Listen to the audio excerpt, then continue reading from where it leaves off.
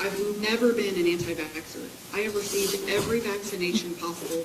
I am pro-vaccine and pro-science. My children have all been vaccinated. I was part of the phase 3 clinical trial for AstraZeneca here in the United States.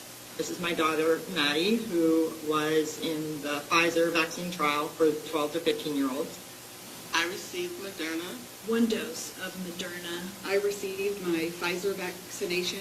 I was ready to do it for my family, for my community, and for me to get back to my career. I lined up to get this vaccine in the clinical trial, so obviously I was pro-vaccine going into this. I still am pro-vaccine. We weren't worried. She just said she didn't think anything would happen. Started not feeling well in the middle of the night. She came into her room. Her heart felt like it was being pulled out of her body and then up through her neck.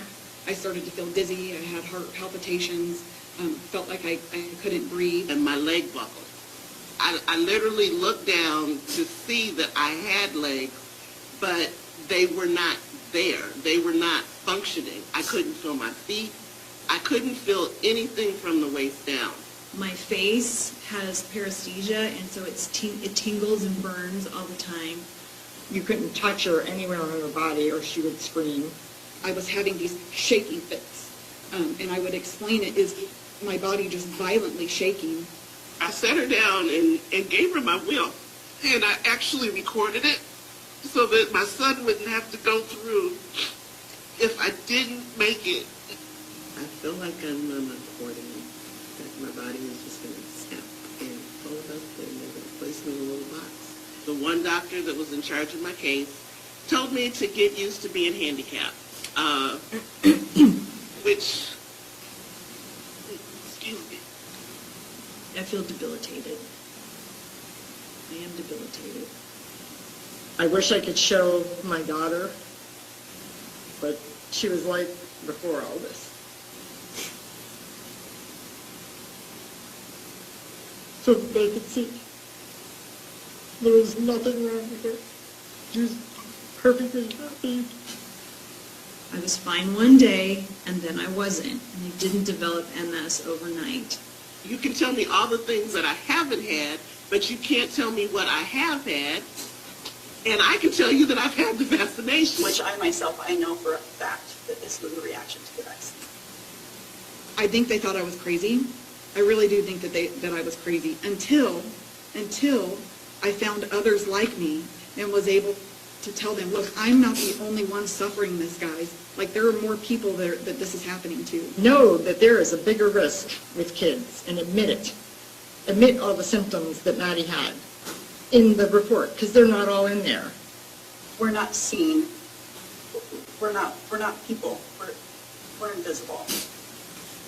I want to be seen, I want to be heard, and I want to be believed, because I think from those 3 things will be the answers.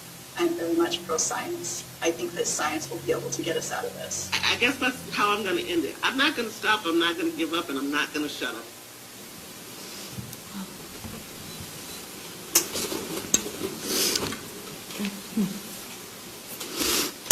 Hi, thank you for being here today, and thank you again, Senator Johnson, for giving us a platform to be able to share our stories.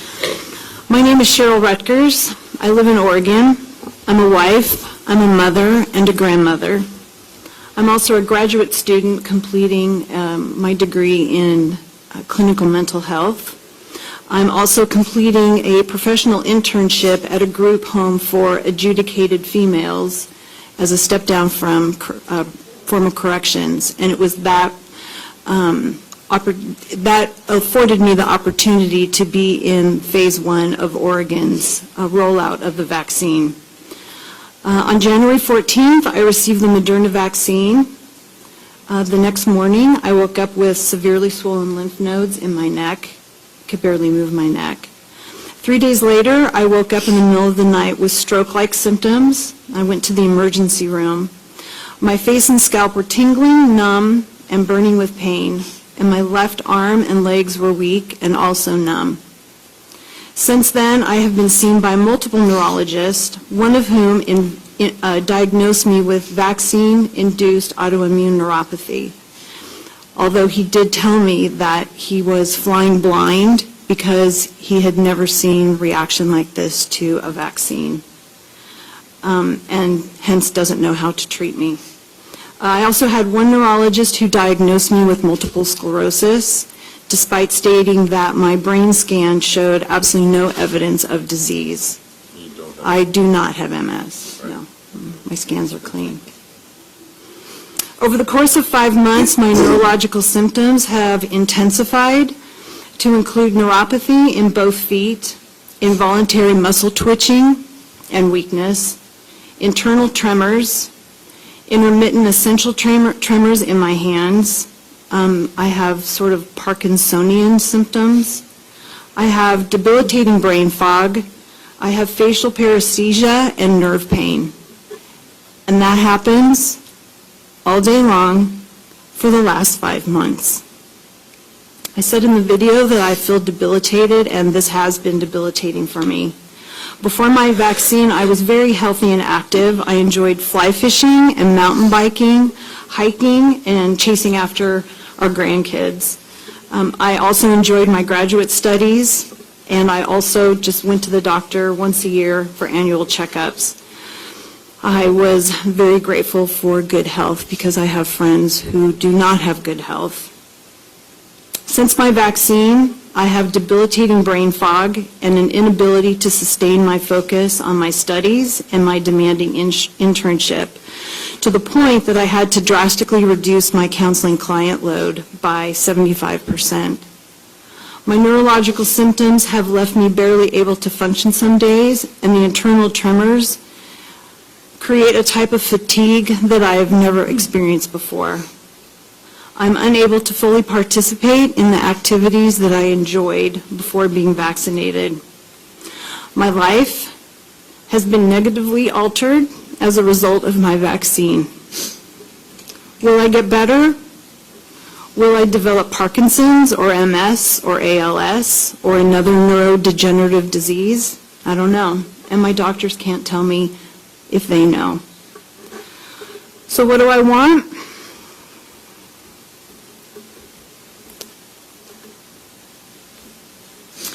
I want our neurological injuries to be recognized and acknowledged by the CDC and the FDA. This will allow the medical community to research with freedom and openness that's necessary to help us and the many people that are coming behind us. As it's been stated, I'm pro-vaccine, I'm definitely pro-science, but I'm also pro-informed consent. And these vaccine injuries are real, but people don't know. People need to understand that these reactions exist and they need to be researched. Thank you.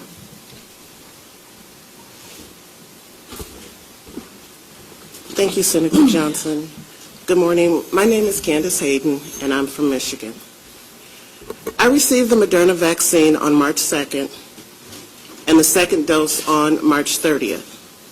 On April 18th, I had a typical day, swimming, running, and gardening. I was beginning the training for my next triathlon. At 7 p.m., I turned to my left and felt an odd pain under my shoulder blade. I took a step and my right leg buckled slightly, but I didn't think anything of it. I continued with my day. And then around midnight, I went to stand and both my legs buckled. I was suffering from severe paresthesia and was partially paralyzed from my chest down. During the 26-day hospital stay, I had 6 MRIs, 2 CTs, a TEE, a spinal tap, and several blood tests. They ruled out MS, transverse myelitis, spinal cord stroke, and autoimmune disease. Medically, there was absolutely nothing wrong with my body. After 7 days, the medical team prescribed an aggressive dose of steroids that resulted in no change. I started inpatient therapy after 17 days, and I was released from the hospital on May 14th with no concrete diagnosis. The head of my medical team told me that I should get used to being handicapped. I started and am still in outpatient therapy, and on May 21st, I visited my primary care doctor as I was instructed, who told me that she couldn't offer me anything, but if I needed her, to give her a call. My medical team at the hospital refused to associate my condition with the vaccine, and I continually asked them to report to VAERS, but I don't think that they did. It defies my imagination that we can find each other. But the medical community refuses to draw the lines and recognize that people are suffering similar adverse side effects. Case in point, I was able to locate another patient in the hospital that I was in with similar symptoms, brought it to the attention of my medical team, and they refused to even speak to that patient's doctor.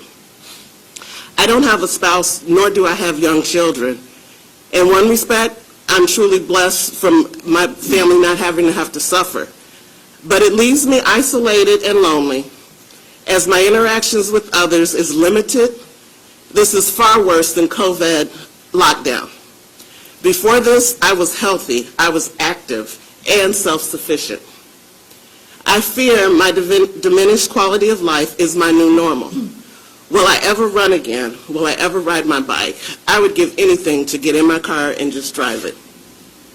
My greatest fear is for others like Maddie, the children, those that are younger that don't have a voice, that can't tell you how they're feeling, that don't understand why their legs are no longer working. I am pro-vaccine. I am pro-science, and I understand the vaccine is for the greater good.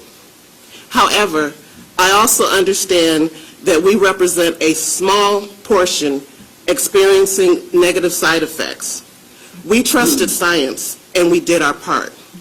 As a result, we are now synonymous to wounded soldiers who should not be left behind. We are asking to be seen, we are asking to be heard, and we're asking to be believed.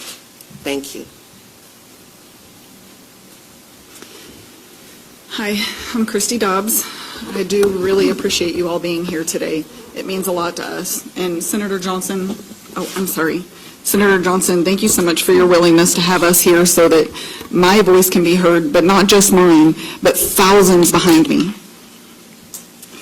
As I said, my name is Christy Dobbs. I'm from Missouri.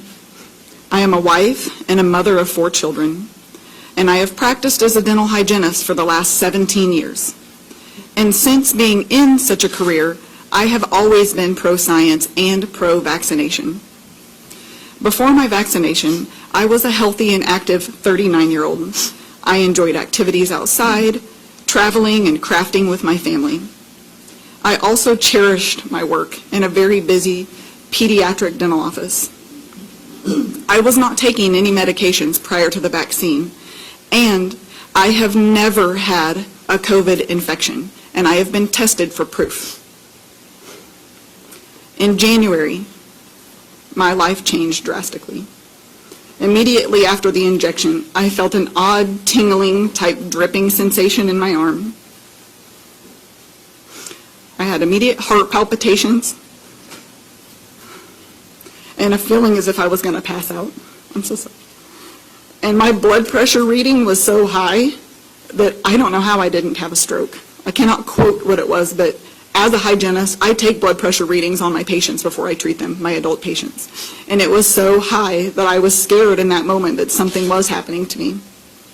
I did eventually stabilize. They monitored me for the 15 minutes and then an extra 30 minutes after. And I did stabilize, so they went on ahead and sent me home. When I got home, I felt a little, woozy, a little dizzy. The next couple of days, I just had a headache and just kind of that feeling of unwell, all of the things that I had signed up for to get the vaccine. But it was 3 days later that my symptoms increased and accelerated. I had a sharp stabbing pain in my scapula area that was just this intermittent, like a knife stabbing pain. I had tingling and numbness throughout my body. It ran down both my arms. I also still had the heart palpitations. I had these internal vibrations, And the only way I can explain the internal vibrations is it feels like you have this little electric shock running through your body, like you're stuck in a vibrating chair, like glued into it, and it never stops, which has made me leery if I'll ever be able to practice as a hygienist again.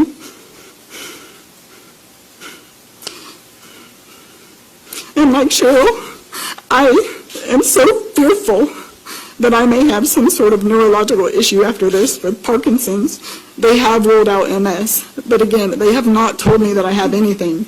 They can tell me what I don't have. I have swollen lymph nodes, brain fog. I had brain fog so extreme that I would be having a conversation with someone and I would black out. Try to come back to that conversation and nothing was there. Swollen lymph nodes, muscle weakness, unexplained skin rashes. I had convulsions and nighttime seizures. I had to have my 6-year-old daughter wake me up from a fit in the middle of the night. No 6-year-old should have to do that for their parent. I have also experienced thick, clotting, heavy menstrual cycles. I was so afraid that I literally, and I have it with me, I prepared my will and my obituary for my family because I didn't think that I would wake up to the next day. I have reported my symptoms to VSafe, VAERS, CDC, FDA, Pfizer. I have also sent information to 2 very well-known research institutes, and I have also reached out to prestigious universities. I've been dealing with this for 5 months. These past 5 months, my severe neurological reactions continue to plague me. Every day feels like I'm trapped in the movie Groundhog Day. I go to sleep, praying, thinking I'm going to wake up the next morning and be better. And I'm not. I've had multiple tests, more than any person should have to go through this time in their life. I have had x-rays, blood work, MRIs, CT scans, ultrasounds, EEGs, and more. To date, the medical community has still remained baffled and unable to restore my health. I'm scared and frightened for my future. So I do have hope, and this is why I'm here today, speaking out. This is not an easy thing to do, guys. But I hope that our conditions will be researched and studied. I hope that we can find a solution and a pathway to health. That's all we want. I would give anything. I would give my whole life savings if I could go back to January 17th and never to have had to experience this in my life. And 3, that those that are suffering and that those that will come behind us, because the vaccine is still rolling out, that they will benefit from us coming forward and speaking today. We have suffered long enough. I think that we do deserve this time that you've given us today, and we are so gracious that you've taken your time to be here today. But we do deserve to be seen, which you are seeing us today, and heard, you're listening, but we need to be believed. That is the biggest issue. We just want you guys to believe that this is real. We are real Americans. We are real people experiencing these side effects. So I thank you for doing just that today. Real close, Stephanie. So we can hear you. All right. So first, thank you, Senator Johnson, for the opportunity to share Maddie's story, and to all of you for your willingness to listen. This isn't easy for me, and this has been very clearly emotional, so I'm going to read what I've written so I don't lose track. My name is Stephanie, and this is my daughter, Maddie, and we live in Ohio. On January 20th, Maddie received her second dose of the Pfizer COVID vaccine as a participant in the clinical trial for 12 to 15-year-olds. All 3 of her kids volunteered and were excited to participate in the trial as a way to help us all return to normal life. My husband works in the medical field, and I have a degree in electrical engineering. We are pro-vaccine and pro-science, which is why we agreed to let Maddie and her 2 older brothers volunteer for the trial. Before Maddie got her final dose of the vaccine, she was a healthy 12-year-old who got straight A's and had lots of friends. She had a life. She was energetic.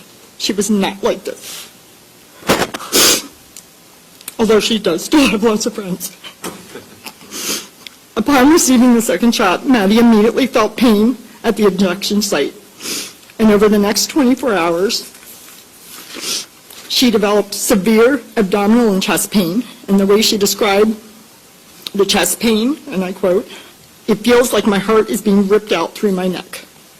She had painful electrical shocks down her neck and spine that forced her to walk hunched over.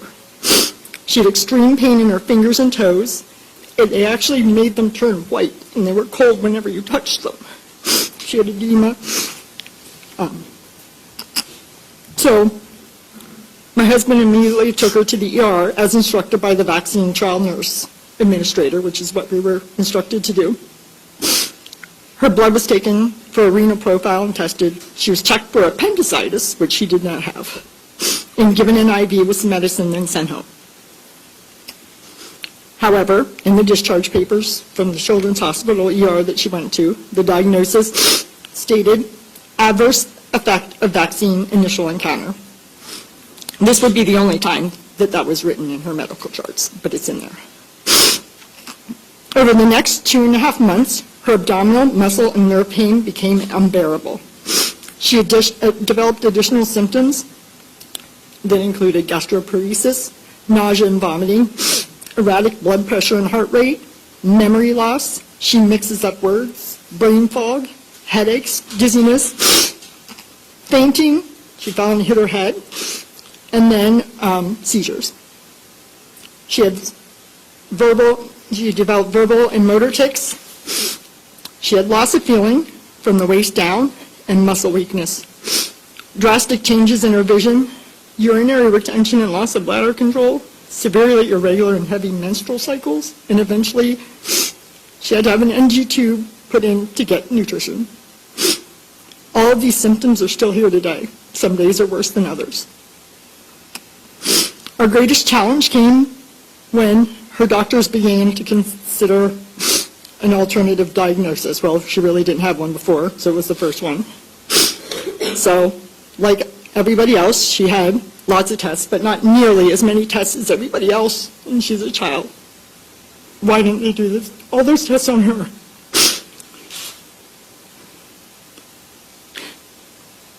Sorry. So, because they couldn't figure it out, one physician labeled her as having functional neurologic disorder, saying it was due to anxiety. This concerned us, and we didn't agree with it because she doesn't have the anxiety. Look at her.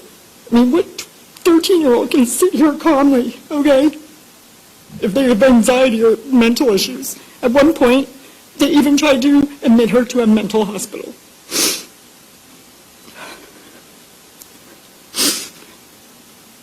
So we did seek additional medical opinions, some of which came from this group. In June, we connected her neurologist with another doctor that's doing research on adverse reactions like Maddie's. She was finally provided, but they finally gave her an MRI, did an MRI of her brain, an MRV, and a bunch of additional blood tests. It took 5 months to get that done. Over the past 5 months, Maddie has been to the ER 9 times and has been hospitalized 3 times for a total of 2 months in the hospital. What I want to ask, Maddie volunteered for the Pfizer trial. Why? Why aren't they researching her to figure out why this happened? So other people don't have to go through this. Instead, they're just saying it's mental. If anybody's mental, it's me. So today our journey as parents to help our daughter Maddie continues. All we want is for Maddie to be seen, heard, and believed, because she has not been. And we want her to get the care she desperately needs so that she can go back to normal. Why is she not back to normal? She was totally fine before this. She did the right thing trying to help everybody else, and they're not helping her. Thanks.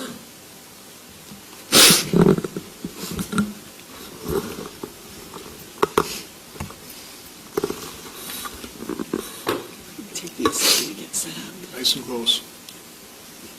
Closer.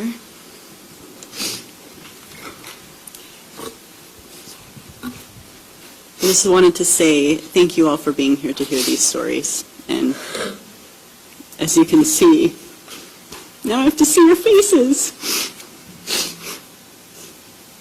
We are like family. We have suffered together for so long in a way that no one understands but us. So we really do appreciate you taking your time to give us a voice, to give us this opportunity to plead our case. A huge thank you to Senator Johnson. He's been very kind and very generous with his time. I also want to say thanks to Senator Lee, my home senator, and his staff for their compassion and for taking our concerns seriously. And they're actively working with us to help us find a solution. My name is Brianne Dressen. I am a preschool teacher in Utah, and I am a mother of 2 small kids. Like everyone else here, I am a strong supporter of science, and I have always believed in the importance of vaccines. I was so confident in this that I enrolled in the phase 3 clinical trial here in the United States for AstraZeneca. Within minutes of my first shot, I felt tingling down my arm, and by that evening, my vision had become blurry, and sound became distorted, and I developed hyperacusis, which is a sensitivity to sound. Within 48 hours, I landed into the ER, the first of many visits.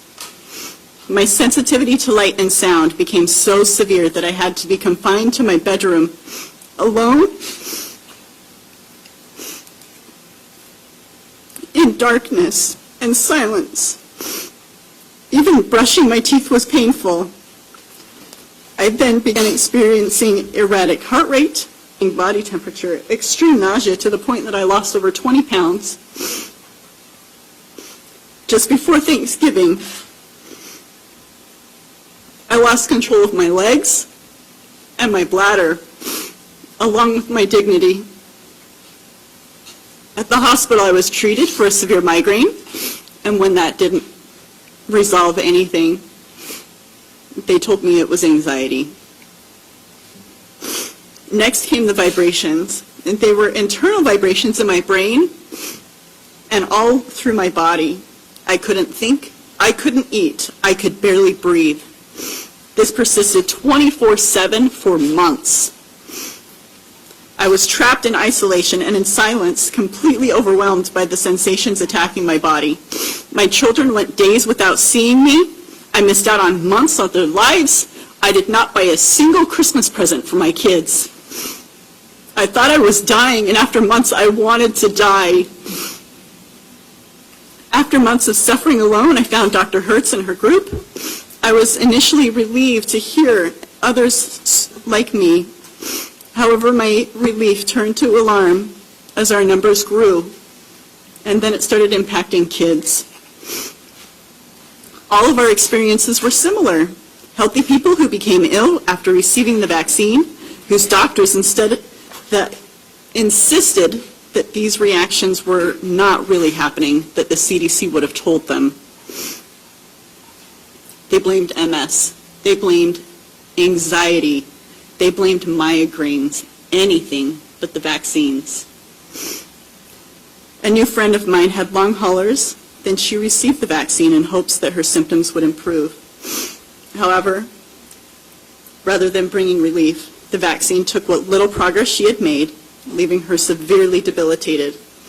We talked often, many days just trying to hold on. Then I hadn't heard from her for a few days, and I get a phone call from her husband, and she had become a victim of suicide.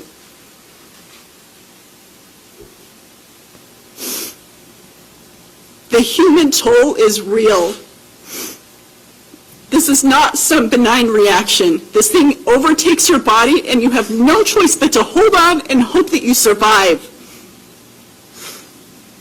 We've been robbed of our cognitive abilities, our physical abilities. We cannot work. We cannot care for our families or our children or ourselves. We are struggling to make it through each day, abandoned by our healthcare teams, We are the collateral damage of the pandemic. As you can see, I am recovering. I can walk. The touch of my little son's hand no longer feels like it's setting me on fire. The sweet sound of my daughter's voice no longer feels like it's attacking my brain. But I have a long way to go. I still am unable to work or care for my children. We had to refinance our home to hire a nanny. Before this, I took one medication, a thyroid pill, every day, and now I am on 9. And that's just to turn down the dial just enough to make the symptoms bearable. We all volunteered to receive the vaccine to try to help to end the pandemic, but now we are suffering. COVID has impacted all of it. COVID has impacted all of us. For some, it has resulted in loss of life. For others, they are now long haulers, debilitated and suffering. There are long haulers who have got the vaccine and their condition improved. There are long haulers who got the vaccine and they stayed the same. And there are long haulers that got the vaccine and now they are worse. And there are some who never had COVID and are now severely debilitated and sick. This is us. We are part of the full picture. Please do not erase us. Please do not make us invisible. To the media, we need your help to start the conversation, to help us end the stigma surrounding the term COVID vaccine reaction. To the CDC and FDA, we desperately need you to communicate with the medical community what is happening. To our elected officials, we need help getting momentum for research for early intervention strategies so that when these patients do arrive in the ERs and hospitals, physicians will be equipped with the knowledge and tools to help us. To the medical community and to research institutions, please help us. Please hear us. Please believe us. Thank you. So I hope you can see, I hope you can hear. I think it's pretty obvious why I felt so overwhelmed as I did the interviews. This is what they were saying. This is their story. These are their stories, and that's why I reached out to Senator Johnson. Even as a spouse, my wife wakes up and she looks normal. She is that, you know, they're all fighters, right? And you know, I have to fight myself. You know the difference between major surgery and minor surgery? Minor surgery is when you're on the operating table. Major surgery is when I'm on the operating table, right? Minor face numbness and tingling is when it's yours. Major is when it's mine. And that's, so hearing their stories, you can see why I made the call to Senator Johnson. Thank you so much for giving this group a voice, and they speak for thousands. So thank you for giving thousands of people a voice. Again, Ken, thank you for reaching out again. I want to thank the media for coming here and hearing the stories. I'll just say I, for one, believe them. I don't know how anybody can listen to these stories and at least not take them seriously.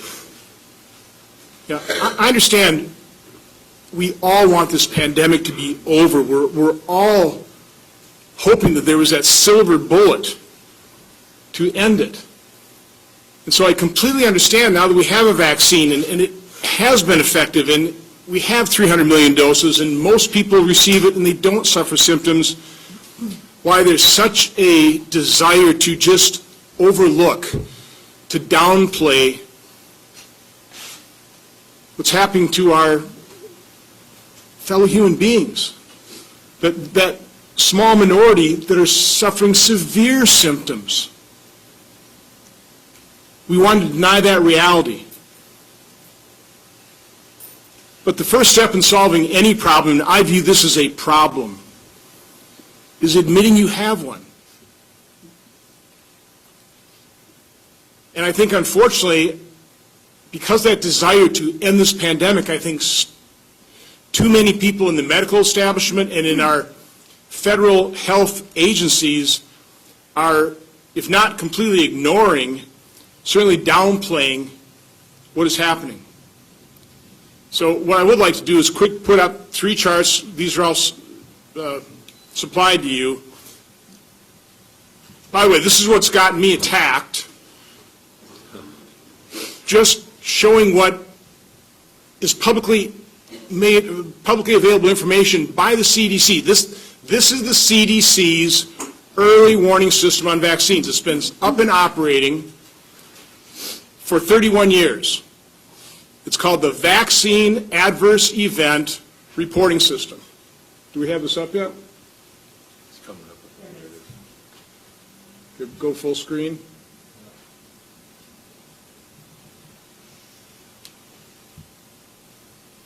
So what the first chart shows you is just a bar chart showing what the VAERS has reported in COVID deaths since the vaccine first began administered. And as Dr. Risch and Dr. Ladapo pointed out, there are these reactions that are clustering around the first few days of receiving the vaccine. I think you heard that from the group here. Their symptoms started almost immediately. But in terms of deaths, on day 0, the day you get the vaccine, 619 people have died, and it's been reported to the VAERS system. On the day after, the day 1, 764. On day 2, 353 people. And then it tapers off. Now, I presented this to Dr. Collins, the head of the NIH, a couple months ago. I think this is when total VAERS deaths were something like 3,000. His reaction was more than disappointing. It was just basically, well, Senator, people die. We've looked into these, and except for back then, I think there were 6 cases of childbearing age women dying from blood clots. That's the only thing that we've connected to these vaccines. Okay, again, none of us are medical doctors. None of us are medical researchers. We're not pretending to be, but we can see the publicly available information. We can look at the numbers. We can take a look at this data and go, this is concerning. This ought to be taken seriously. This ought to be looked at. Put up the next chart. So here are the actual numbers.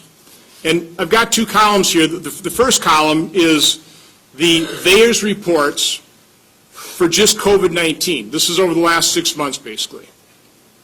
The other column is the adverse effects for 31 years, since the VAERS system was established on July 1st, 1990. So you've got 6 months worth of data sitting right next to 31 years worth of data. So total number of deaths under COVID is 4,812. For the 31 years before the COVID vaccine, all of the vaccines, total deaths were 5,039. We're fast approaching 31 years worth of deaths with just the COVID vaccine. Again, we talked about the deaths on days 0, 1, and 2, 1,700 versus, again, 31 years worth, about 1,900. Permanent disabilities, almost 5,000. Over 31 years, it's been about 12,000. Total hospitalizations, 21,440 in 6 months versus 37,694 over 31 years. Now, there are many problems with VAERS. It is far from perfect. It does not prove causation or necessarily even correlation. But one of the problems with VAERS is it dramatically, generally underreports the adverse events.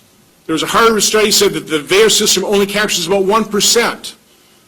Now, I would personally think because of COVID, everybody more people are learning the VAERS system. Still, the vast majority of people don't even know this exists. But my guess is you probably have a higher percentage reporting of COVID adverse events than you have in the previous 31 years. Let's go to my next slide. This chart shows adverse events in the first 5 rows, again, over that 31-year period for different drugs. And we're just comparing adverse events for different drugs. So again, the first 5 lines, ivermectin, hydroxychloroquine, flu vaccines, dexamethasone, which is a steroid that's being used to treat COVID, and Tylenol. So you got 3 columns here, the number of adverse events over 31 years in the first 5 rows, then you have number of deaths, and then you have average deaths per year. So you can see ivermectin, let's just concentrate on death per year. 2 for ivermectin, 23 for hydroxychloroquine, 38 for flu, 150 for dexamethasone. Again, you put something in somebody's body and people have adverse effects. Tylenol, 730 on average per year. It's one of the reasons I've said that, you compare the safety record of ivermectin and hydroxychloroquine to Tylenol. Tylenol is probably the more dangerous drug. Then you take a look at remdesivir. This is the drug that's been given emergency use authorization. It costs over $3,000 per dose, per treatment. We've got 4,699 adverse deaths. No, I mean adverse events related to remdesivir, 1,100 deaths, 1,200 deaths. And I think the real number that you ought to concentrate on is, again, in just 6 months. I mean, remdesivir that's about 1.5 years worth. For COVID vaccines, it's 6 months. 384,000 adverse events, 4,812 deaths. Again, I'm not a medical researcher, I'm not a doctor, but I'm an accountant, I understand numbers. Just looking at the numbers, this is something that would concern me. And I do not understand why our health agencies have not paid attention to Maddie and Stephanie and Christy and Cheryl and Candace and Bree. What's going on? What's happening here? So I was going to ask a couple questions, but I think they've done such a good job presenting themselves. I don't have any further questions. There are so many more stories to be told. Just in the days that I announced this press event, other than be attacked, I've also been inundated with other stories. Everybody wanted me to put their story up on the screen. We will put them up on our website. Once we validate them and verify them, there will be a flood of new information. I know in the press packet, I think there's over 100 links to other news stories. There are journalists that are paying attention to this, that are inquisitive, that are doing investigations, that are taking the stories of people in their local communities seriously, and they're writing stories about it. So we provide those links. There will be a whole lot more because of the courage of this group coming forward and subjecting themselves to the process. Possible ridicule, possible vilification. I hope that doesn't happen. But with that, I'm happy to throw it open to questions, and we also offered, once you have the general questions,